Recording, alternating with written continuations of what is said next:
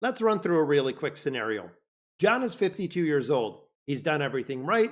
He's worked at the same company for 30 years, contributed to his 401k, avoided major debt, and in his mind, he's pretty close to retirement. So one night, finally does the math, logs in, checks his 401k, sees the number, and realizes something that hits a lot of Americans harder than anything else. You're not even close to retirement. He's not even in the same zip code. And the worst part is, nobody ever told him. They didn't tell him anything in his 40s, didn't tell him going into his 50s. And this isn't just John's story that we're seeing. It's the reality that most people getting ready for retirement are looking in the face.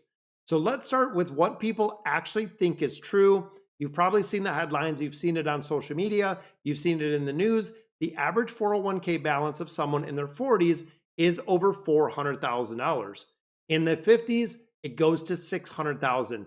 That number sounds very reassuring, like you're on track, or maybe you're even close, but that number, that is not reality for anyone. That is statistical distortion that we see because average is get pulled up by high earners.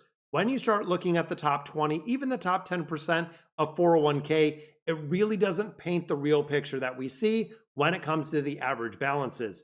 When we start looking at the median that we have in there, this is what people typically have on average. In their 40s, we're looking about 160K when it comes to a 401k. When we get to the 50s, it's around 250,000. That is the middle. That is where John is at. And this is where the illusion really starts to break. Is that even enough? We are not even close to retirement.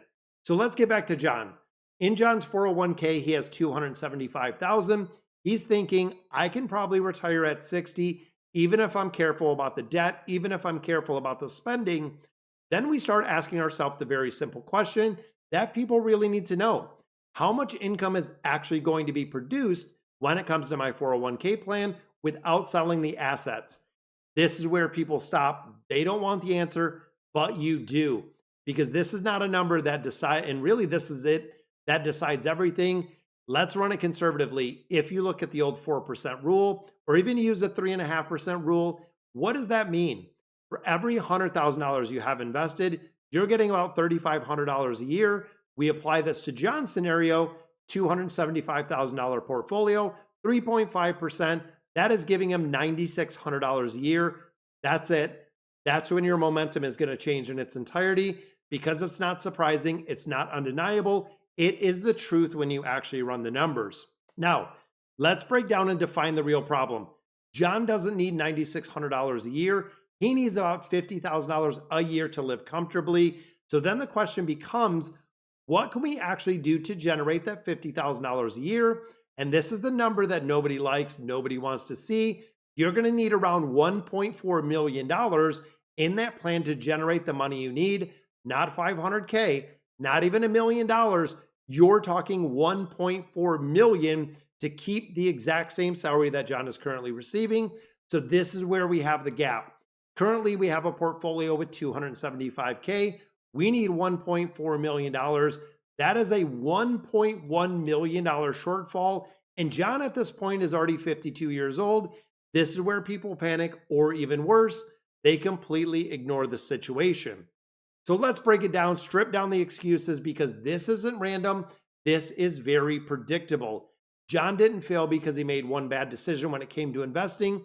He followed the default path that I see for a majority of individuals, contributing a little to the 401k, 2%, 3%, 4%, assuming the market is going to do the rest, increasing lifestyle as income increases, not increasing 401k contributions, and delaying serious savings or hitting that higher percentage until much later in life, that you kind of avoid a lot of the compounding we see. And here's the dangerous part. The strategy works, just not for early retirement. This is where most people are looking to work till 65, maybe even 67. But if you're looking to retire early, it is going to collapse under the pressure when it comes to the investment strategy, because early retirement requires some very specific things: more money, more time funded, and a lot more flexibility. And the traditional system that we see with 401k plans does not solve for that and really doesn't allow it. Now, here is where everything can change, because some people do escape this and they do it completely differently. And this is exactly what I'm doing. So let's be precise. Stop thinking about the balances we have in our accounts.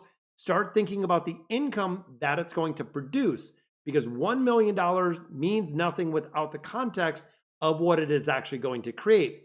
When it comes to retirement, income becomes the goal. These really build multiple lanes. 401ks are going to be our tax advantage account. Roth IRA is going to be our tax-free growth. Brokerage accounts are going to be the flexibility to essentially cover the point between early retirement and getting to that full retirement age, because the last one is critical when it comes to brokerage accounts, because if you retire early, the 401k is still locked till 59 and a half. So you still got to produce income. You still have bills, you still have monthly expenses. You have to cover those. This is where they compress with time. In savings casually over 30 years, going aggressive for 5 or 10, not really going to be worth it, not going to hit it. But of course, you can get a much higher savings rate, and you can high intentionality when it comes to investing, not drifting. And this is the point where you can weaponize those really earning years, not in the 40s, not in the 50s, not when you're winding down, because of course, that's the opportunity window is today. When you're in your 20s, when you're in your 30s, you can avoid this situation almost in its entirety with investing at a higher percentage at a much younger age.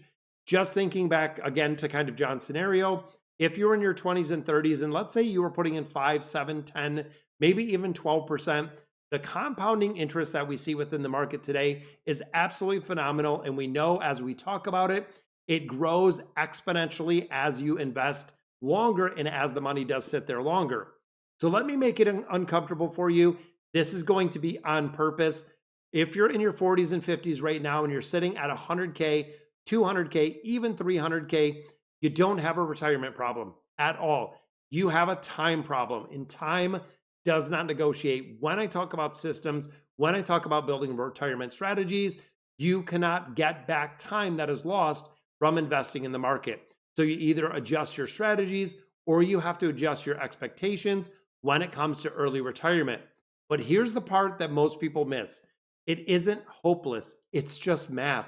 When it comes to investing, math is solvable if you're willing to face it early enough. For John, he didn't just quit. He adjusted the plan, increased the contributions up to 15%, cut all unnecessary expending, built income outside of the 401k plan with a brokerage account, didn't retire until he was 55, but didn't work until 70 either. So definitely a good note there. Found kind of the middle ground, find the intentionality in there, because that is part of the game.